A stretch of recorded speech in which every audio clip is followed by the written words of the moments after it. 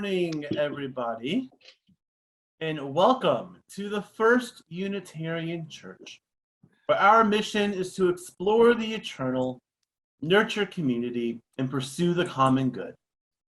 We welcome you in your brokenness and in your wholeness. And a special welcome to anyone joining us for the first time today.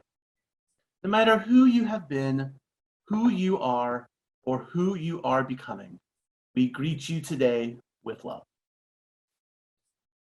Before our worship, we have a couple of special announcements, and we are going to kick it off with Reverend Diana. Diana? So as many of you know, last spring, we began preparing to shift to multi-platform services in the fall. Multi-platform just means in-person and online. As more and more people were getting vaccinated and COVID numbers were dropping, we fully expected to be in person in time for our September the 12th in-gathering service. Sadly, now that COVID cases have skyrocketed again and ICU beds are filled to capacity, our board, with input from the Health and Safety Committee, has determined that it is not safe to be in person at this time. In addition, the UUA has issued guidance saying that in locations that are at very high risk, which we are, large outdoor events such as worship services should be avoided. But while Sunday services need to remain exclusively online for now, it may be possible for some smaller church activities to take place outdoors with all participants masked and distanced. The First Unitarian staff is developing a color-coded chart that will make it clear what kinds of activities can take place at what risk level. And we expect to have that out later this week. On behalf of the whole worship team, I want to tell you that our hearts are broken by this situation, just as I know many of you are deeply disappointed. It's hard not to be overcome by anger or frustration, but we will keep going on. With love behind us, love above us, love below us, love holding us, we will keep going. Tim? Not sure how I can follow that. I wanted to talk a little bit about the Children and Youth Religious Exploration Programs for folks who are wondering. You'll be getting parents will be getting an email about all of this later in this week as well. So the easiest rule of thumb for our children and youth programs is once we get to the yellow stage on COVID Act now, guidance says we can start meeting in person and outside. But until then, we're going to be virtual only. So Sunday morning, we'll look for the elementary kids, similar to what last year looked like, where we're going to have a curriculum that kind of goes along with the theme of the worship each week. However, class is going to start at 10 instead of having a chapel beforehand. On Sunday mornings, we are also going to offer a middle and high school program this year. And we are going to offer a coming of age style program and partner each of the middle and high schoolers with a mentor throughout the year. On Wednesday nights, we're going to be having an online family worship that is appropriate for everybody at the church, including families of one. After the worship, children and youth will head off to their youth groups for socializing and games. This upcoming year, the children will have a youth group just like the middle and high schoolers will have a youth group. And also, we'll let the adults have a chance to connect too. Now, speaking of connection, this year we're looking at how to be more connected as a church than ever before, even if we're virtual. Coming soon, led by your membership committee and supported by Befrienders and Adult RE, we'll be launching a new small group program. Each of these small groups will consist of 5 family units, and you'll get to decide which of these community circles you want to be a part of based off its theme. For example, we may have a GLBTQ community circle, folks who identify as trans or non-binary, parents of elementary school and high school students, folks struggling with mental health, Trekkies, whatever shared interest folks want to come around, the Forum community will make that happen. Stay tuned in the coming weeks for more information on this major new program that we're calling Community Circles for the upcoming year. But for now, let us begin our worship together. I would like to invite recent birthday boy Oscar to light our chalice for us today. Oscar? We light the chalice as a symbol of our sacred time together. The burning chalice represents the light of reason and science, the warmth of loving community, the cleansing heat of justice, and the flame of hope. Come, come, whoever you are, wanderer, worshiper, lover of leaving, ours is no caravan of despair. Come, yet again, come.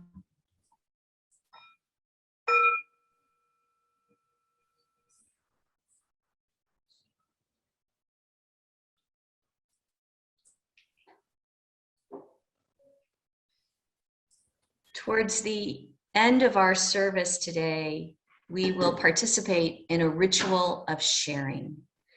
This ritual will include eating food together. So if you don't already have something to eat, during the offertory, which will be in just a few minutes, would be a good time to go grab something. It might be a piece of bread, a piece of fruit, or anything else that you can hold and eat with your hands. But first, let's sing our opening hymn, number 349, We Gather Together. The words will appear on your screen, and we invite you to remain muted, but to sing along at home. Our song leader today is Becky Talent, and we'll be singing verses 1, 2, and then 1 again. We gather together in joyful thanksgiving, acclaiming creation whose bounty we share. Both sorrow and gladness we find now in our living. We sing a hymn of praise to the life that we bear. We gather together to join in the journey, confirming, committing our passage to be a true affirmation in joy and tribulation, when bound to human care and hope, then we are free.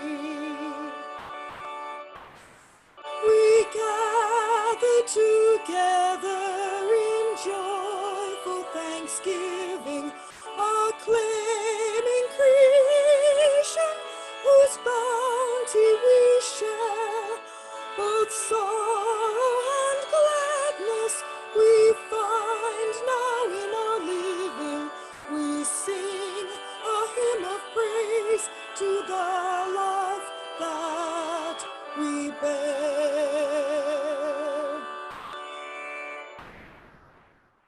Beautiful. Thank you, Becky. So for our story for all ages today, I need your help. In fact, I need you to write in the chat box, what's one thing that you love to bring to a picnic?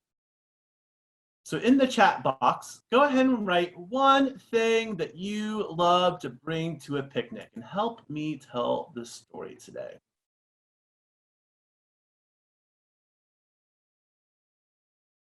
All right, and you can keep up replying with those answers.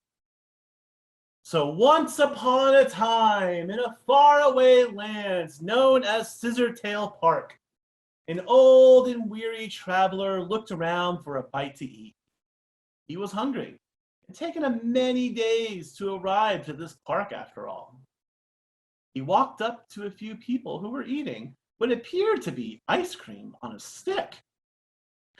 He wanted to ask for some, but as he approached, the people gave him a dirty look.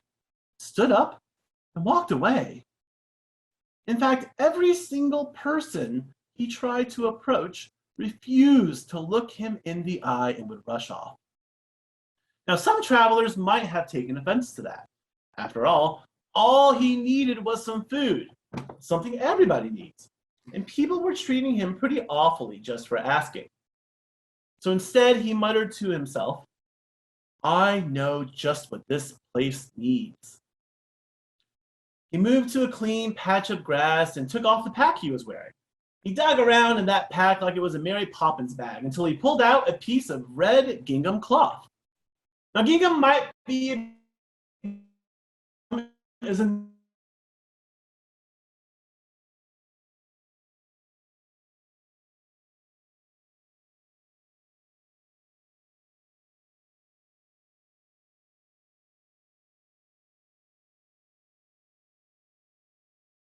or not he was actually struggling with it, or it was a trick he was playing.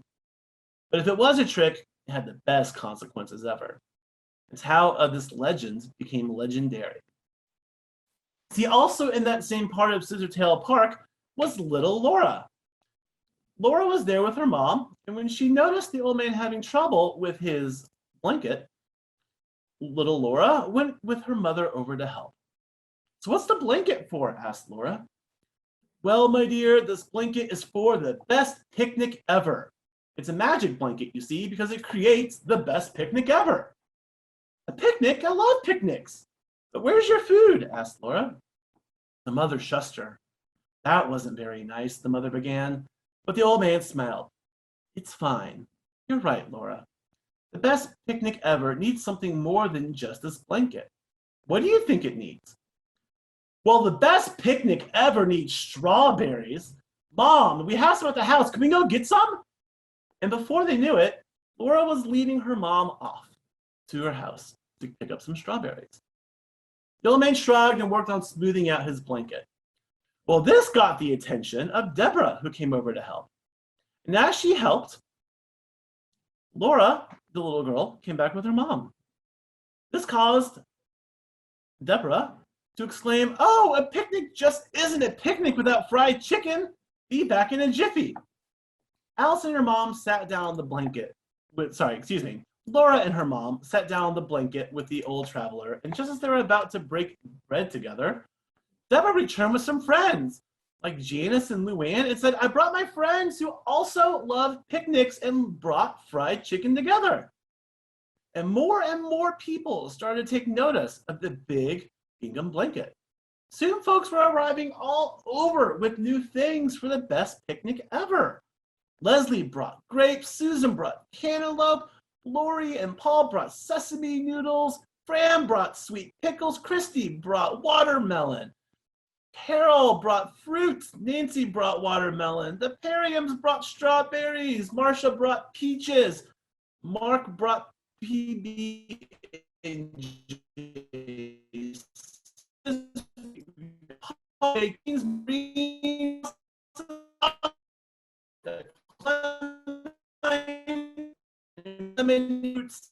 More. And then someone said, "I know what the best picnic ever needs. It needs some games." And then the whole group had fun playing together. But eventually, it came time for the old traveler to.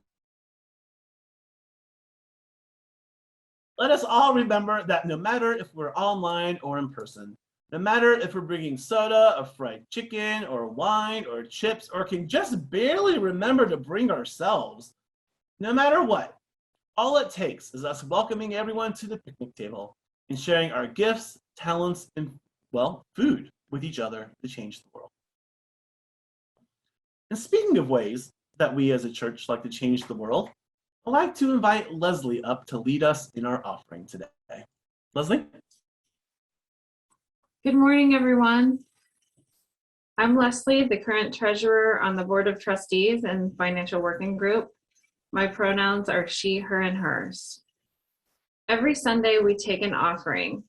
Since 2002, all the cash and designated checks from that offering have gone directly to external nonprofit organizations doing good work in our community, our Change for Change partners. This month, our Change for Change partner is the Homeless Alliance. The Homeless Alliance operates several housing programs for families with children, coordinates a community effort to house veterans and people who are chronically homeless, operates the IT infrastructure used by homeless serving agencies in Central Oklahoma, and publishes the Curbside Chronicle, a magazine that provides voice and legitimate source of income for people who are homeless. You may wish to make your donation using a credit card through our website, or this could be a good time to find your checkbook, write out a check, and put it aside to mail to First Unitarian. Let today's offering reflect our highest aspirations for the work of this church in the world.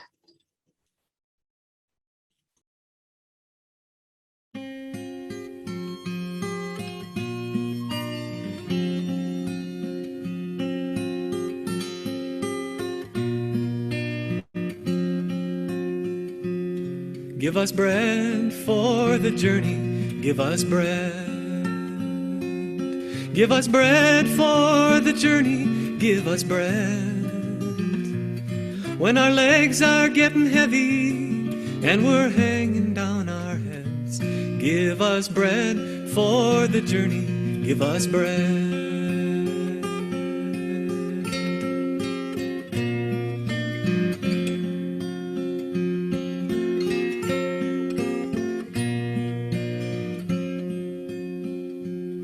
Guide our way as we travel, guide our way. Guide our way as we travel, guide our way. There's so many roads before us, where to go is hard to say. Guide our way as we travel, guide our way. Give us bread for the journey, give us bread. Give us bread for the journey, give us bread. When our legs are getting heavy and we're hanging down our heads, give us bread for the journey, give us bread.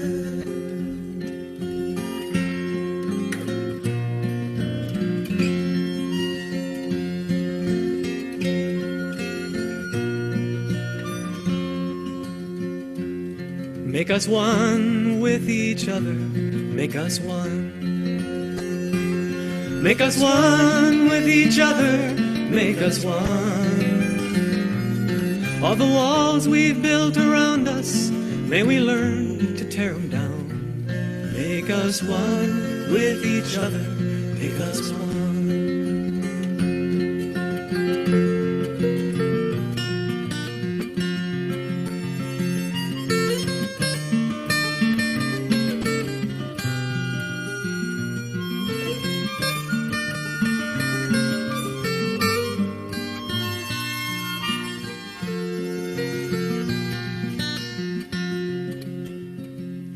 Lead us home to the garden, lead us home. Lead us home to the garden, lead us home. Where we'll live with all creation, find our place and never roam. Lead us home to the garden, lead us home. Give us bread for the journey, give us bread. Give us bread for the journey, give us bread. When our legs are getting heavy and we're hanging down our heads, give us bread for the journey, give us bread. Give us bread for the journey, give us bread. Give us bread for the journey, give us bread.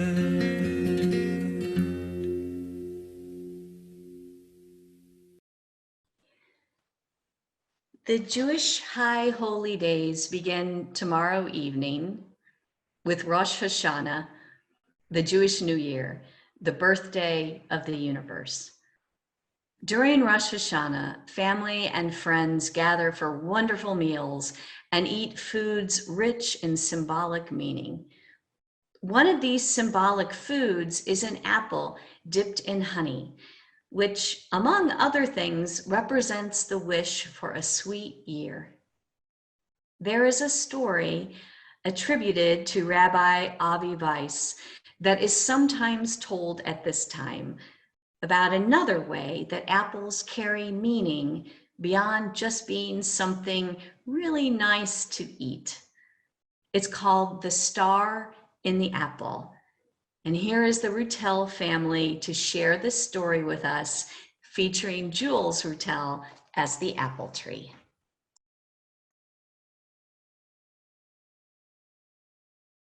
Once a solitary apple tree was growing in the midst of a forest of towering oak trees.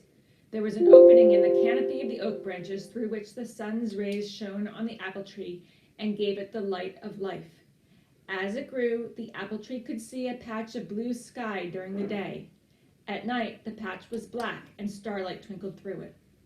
The apple tree, the only one of its kind in this oak forest, was lonely and sad. One night, the apple tree prayed, "Oh God, please let the stars fall through the patch and come to rest on my limbs so they can brighten my life." During the night, the apple tree kept looking at its branches, but no stars fell. The second night, the apple tree prayed again. "Oh God, please let the stars fall through the patch and come to rest on my limbs so they can brighten my life." But no stars fell.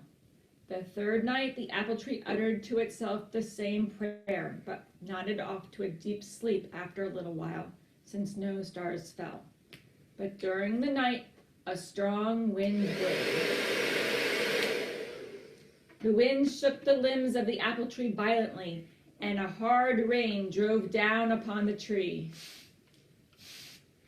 When the apple tree awoke in the morning, it was startled.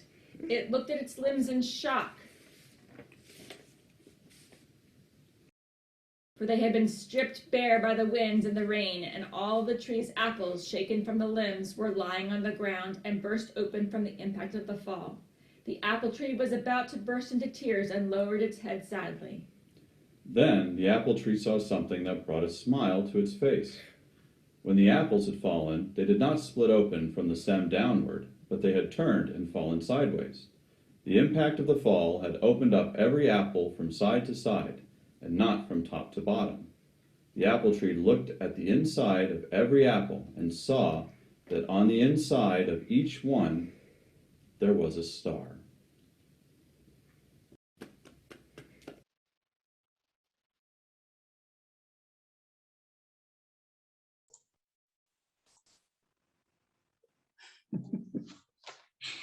Thank you. You know, reading the news on any given day now, it's easy to identify with that little apple tree. Desperate for just a little break in all the gloom, hungry for a little light to shine. It feels so terribly alone, as do so many of us after such a long time trapped in various stages of isolation, caught in what can feel like an endless cycle of hope flickering into the flame of reality for just a moment, only to be snuffed out again.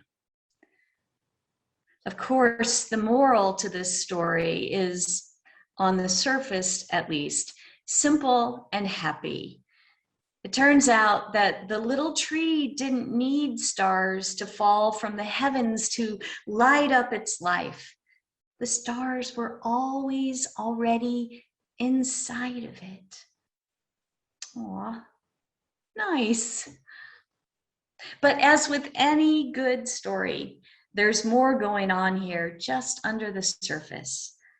There are questions I want to ask, like, why did it take something terrible, the storm that ripped all the apples from the tree's branches and sent them crashing to the ground, for the tree to learn the lesson of its own value?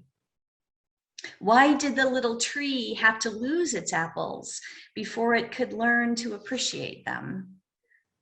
And another thing, what if instead of being surrounded by towering oaks, the little tree had been surrounded by other little apple trees? With plenty of sunshine, would it have even needed to pray for starlight? Would it have even cared to find out that it was, in its very nature, already full of stars? Now, there is a path of inquiry worth traveling on. Why, after all, is this a story for Rosh Hashanah? Is it just because it features apples? And as I mentioned, apples dipped in honey are a traditional part of a Rosh Hashanah meal, symbolizing the wish for a sweet new year. If that's the only connection, then it's a pretty flimsy one. But this Jewish holiday is more than a New Year's celebration. It's a celebration of creation itself and of the ongoing process of creation unfolding or of recreation. And in this little story, something new does come into being. The little apple tree becomes enlightened by learning that even in the arboreal murk, it carries its own light within. But such a lesson doesn't come easily. It takes crisis, it takes discomfort, it takes loss, and it takes difference in community. Could this story have been set in an apple orchard as opposed to a forest? Maybe. But would the learning have been as profound? Probably not. And so, beyond the message of our own inherent worth and inner light, this little tale has another moral. Creation comes from difference. For this coming church year, our overarching theme will be widening the circle of concern. During 18 months of pandemic, many of us have experienced feeling our circles of concern growing smaller and smaller. Speaking for myself, as someone who used to work in the field of international education and who always read the international news first every morning, I found it increasingly difficult to pay much attention to what is happening in places that seem ever more distant and remote. That may be partly because of travel restrictions and anti-immigration policies that have had the effect of making borders more solid, but mostly because there is so much pain and outrage happening in this country, within this very state, that it is hard to maintain a spaciousness large enough to hold all that is happening in the world. And there's something else. This is a little embarrassing to admit, but I'll share it with you because maybe some of you can identify with this. Before we had the vaccines against COVID, and again now with the emergence of the Delta variant, I have found my circle of concern often coming down to the 3, or is it 6 feet in circumference around me. I find myself not noticing the struggling or the lost looking person across the room from me because I'm worrying so much about what unmasked person is breathing in my immediate vicinity, in my space. I find it easy to sign petitions on my computer or to attend virtual marches or vigils, but like a muscle that atrophies from disuse, I worry that my intercultural skills might have deteriorated during so much time separated by screens and plexiglass and masks, and mostly suspicion.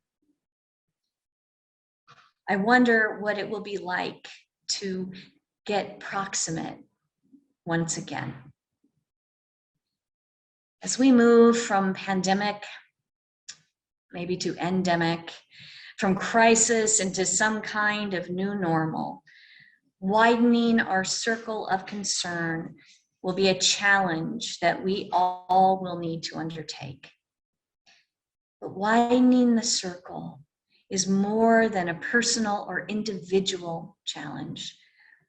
It is something that will be critical to our survival as a congregation and as a faith.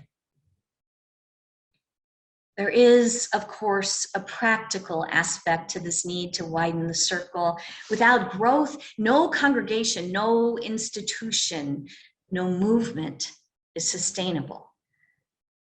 But even more importantly, we must widen our circle of concern, because that is the way that creation happens. Difference is the way that we learn. We learn best about our inner light, about the light within others, not within the comforting sameness of an orchard, but within the diversity of a forest. But if it's all about difference, you might wonder, why do we even need a church at all? Why do we need a community of like-hearted people? Well, here's where I need to ask for your indulgence while I switch from the metaphor of apples and stars to the metaphor of bread and stones.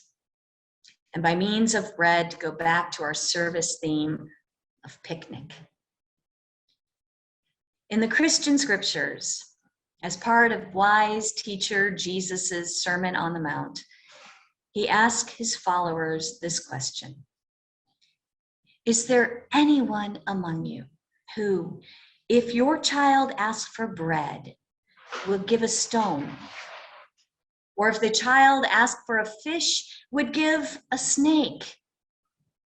In another gospel, we find the added question, or if the child asked for an egg, would give a scorpion.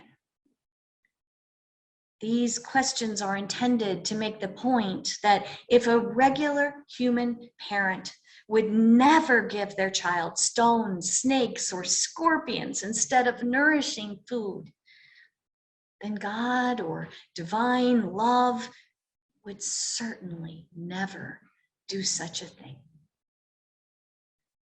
And yet, on the metaphorical picnic table that is our civic and cultural life, we find all too many plates heaped with stones and swarming with snakes and scorpions.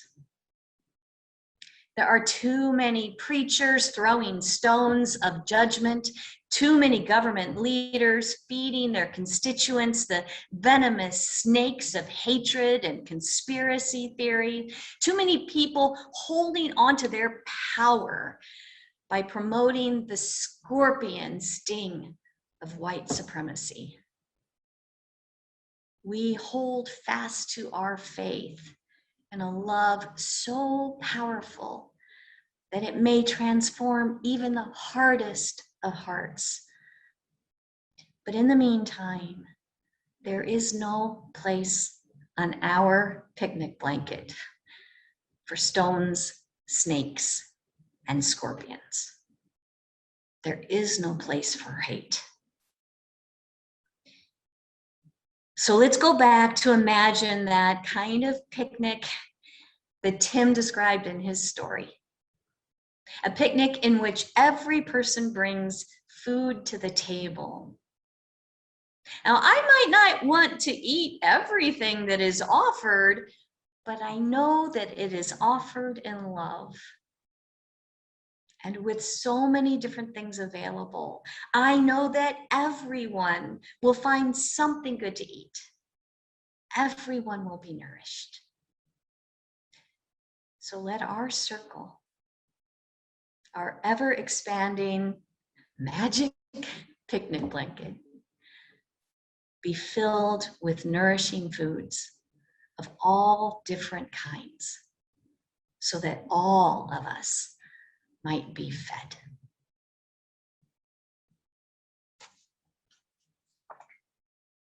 American author, womanist, and activist Bell Hooks wrote, "Rarely, if ever, are any of us healed in isolation. Healing is an act of communion.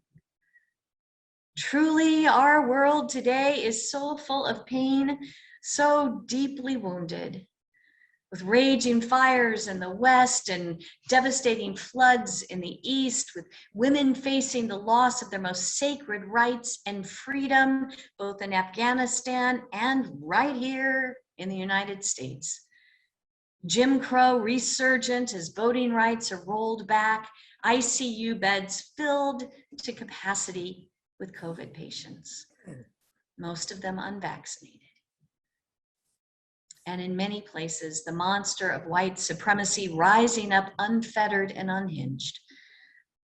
If this world were a body in triage, we might be tempted to take it off life support and decide that it is a hopeless case.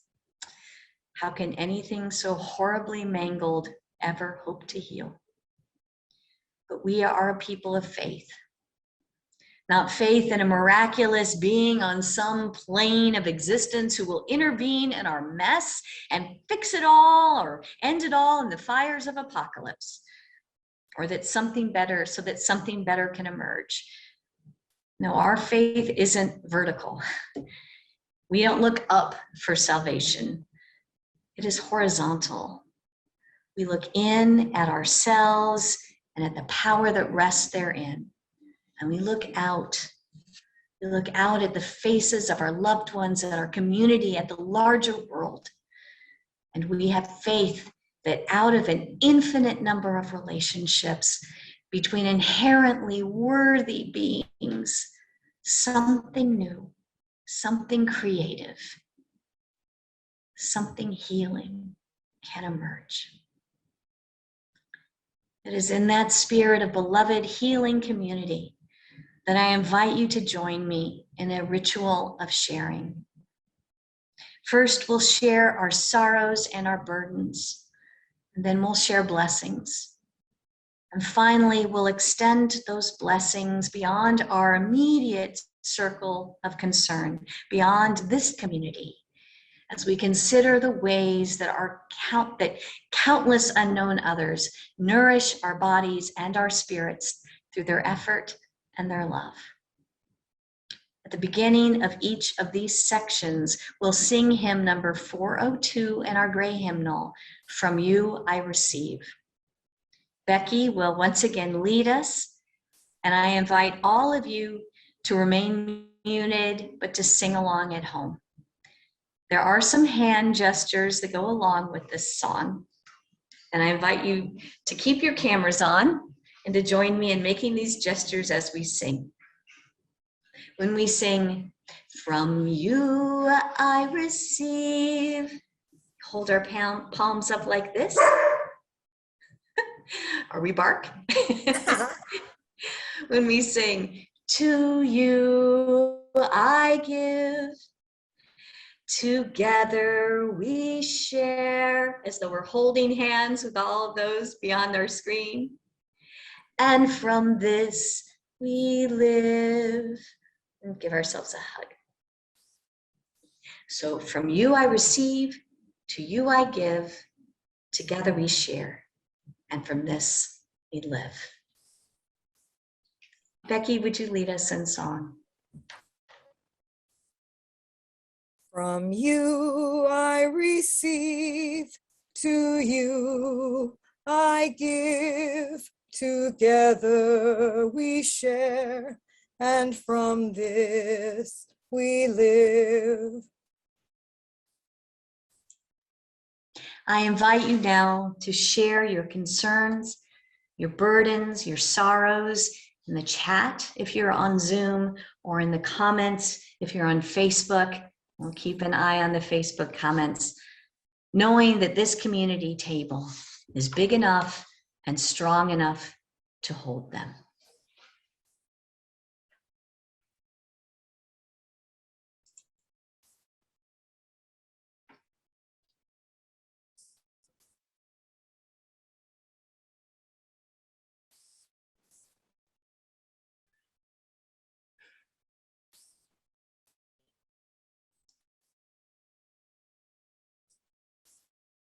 And for those who are joining us on Facebook, I'll read what we have on our chat. And for those on Zoom, I'll read what we have on Facebook.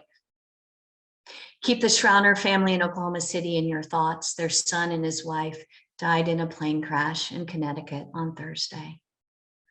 Healing wishes to my stepdad, Bob, who has contracted a breakthrough case of COVID in Columbus, Georgia. He's doing pretty good, and we're doing much worse had he not been vaccinated, from Tim. Carol says, had to miss my granddaughter's 4th birthday and a friend's wedding because of the risk of COVID, where my daughter and grandparents-in-law came down with it. Susan writes, my heart aches for the animals I care for who are noise phobic from the fireworks of last night and probably tonight as well. Poor babies. Marilee and Tom write, I miss my dad. I miss his and my mom's relationship. Claire writes, I worry about the well-being of our country, so very divided and too much ill will. From Fran, sorrow that so many refuse to wear masks or even accept the reality of COVID, gratitude for the people who still keep trying. Larry writes, concerns for all students and teachers. From Laura, concerns for all women in Texas and beyond. From Claire, I'm grateful for my family, my friends, and this church community.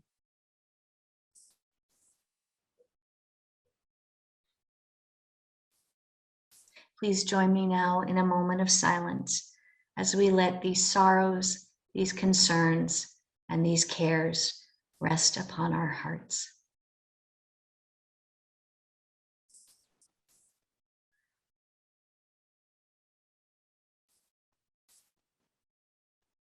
And once again, let's join in singing. From you I receive, to you I give. Together we share, and from this we live.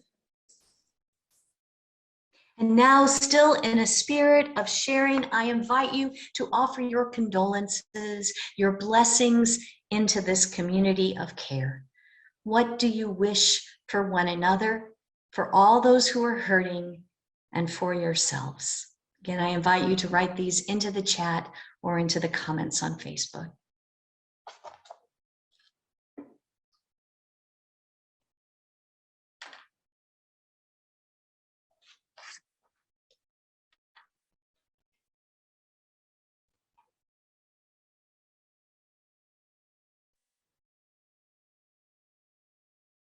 We send our love to the people of Afghanistan, to Barbara Gallivan, who's noticing that today is the 2nd anniversary of her husband's death. To all those who worry about what is happening to the women in Texas. Comfort for our beloved Margaret Roseboom. Health, safety, and understanding. Hugs to Barbara. The wish for community and safety. Pray for continued healing of loved ones, yourselves, and the world at large. Acknowledgement that the world is a better place because of all of you. We send our love to a person who writes that they are missing their dad today. Prayers that we get over this pandemic, to the beautiful temperatures outside, gratitude. Wish for kindness, wish for community and peace, inviting all to experience loving kindness and health. And again, let's take just a moment to allow these healing blessings to fill the cracks of our hearts.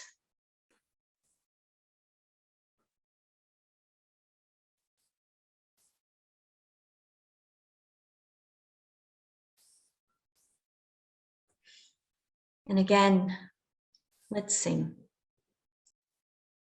From you I receive, to you I give.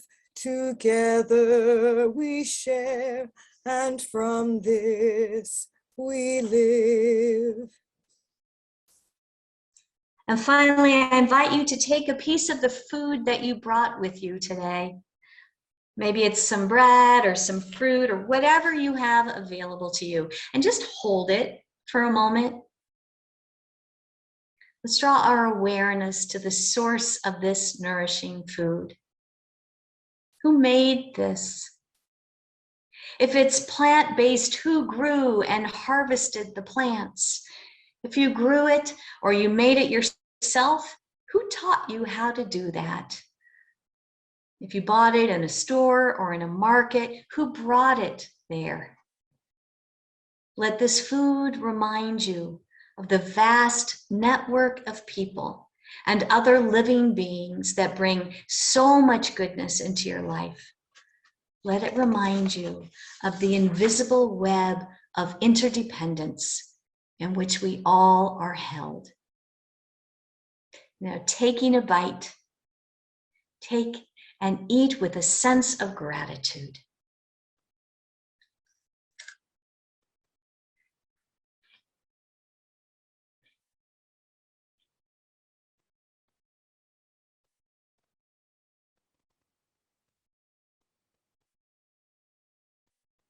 And one last time, let's join in singing.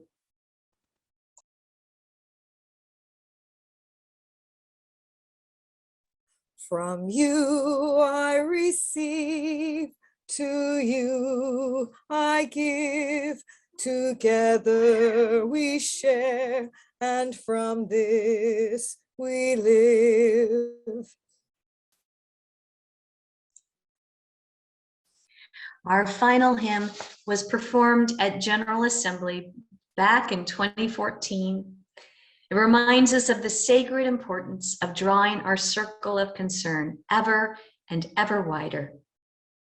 As beautiful as this song is, it does include the refrain, "No one stands alone, we'll stand side by side." We know that not everyone in our beloved community stands. So you might want to try some alternate words like, "No one is alone, we'll stay side by side."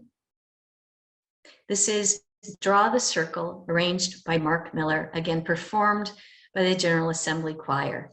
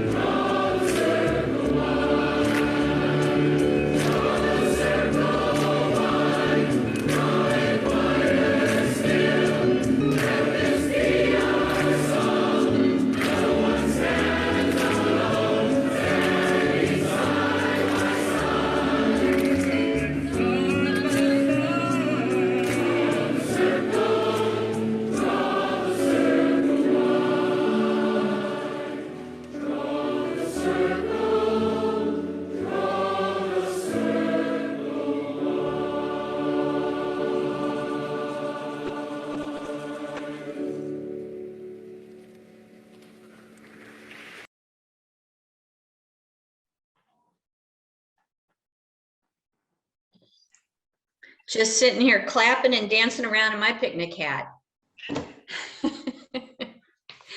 Oscar, would you extinguish the chalice for us? We extinguish this flame, but not the light of love and community, which burns in our hearts. Good job. Thank you. As we end our service today, I leave you with these words written for the Jewish high holidays by Alden Solovi. Let us dream wildly unimaginable blessings. Blessings so unexpected, blessings so beyond our hopes for this world, blessings so unbelievable in this era that their very existence uplifts our vision of creation, our relationships to each other, and our yearning for life itself. Let us dream wildly unimaginable blessings, a complete healing of mind, body, and spirit, a complete healing for all, the end of suffering and strife, the end of plague and disease, when kindness flows from the river of love, when goodness flows from the river of grace, awakened in the spirit of all beings. May it be so. Amen. After the postlude, please join us for conversation in small groups during our virtual coffee hour. The same link as it's been all along. And if you're joining us and don't have that link yet, please check in with Nathan at membership@oneuc.org or write to us on our website and we'll be sure you get that link. I also want to let you know about an event this Wednesday evening at 7 o'clock. We'll be holding a virtual candlelight vigil and vespers to recognize the 20th anniversary of 9/11 and the ensuing war in Afghanistan. So please join us with your candles Wednesday on Zoom at 7 o'clock, and you can find the link in the newsletter and in our Facebook group. Our postlude comes from Nemo Patel. This is To My People. Blessings be to all of you, this beloved, beloved community.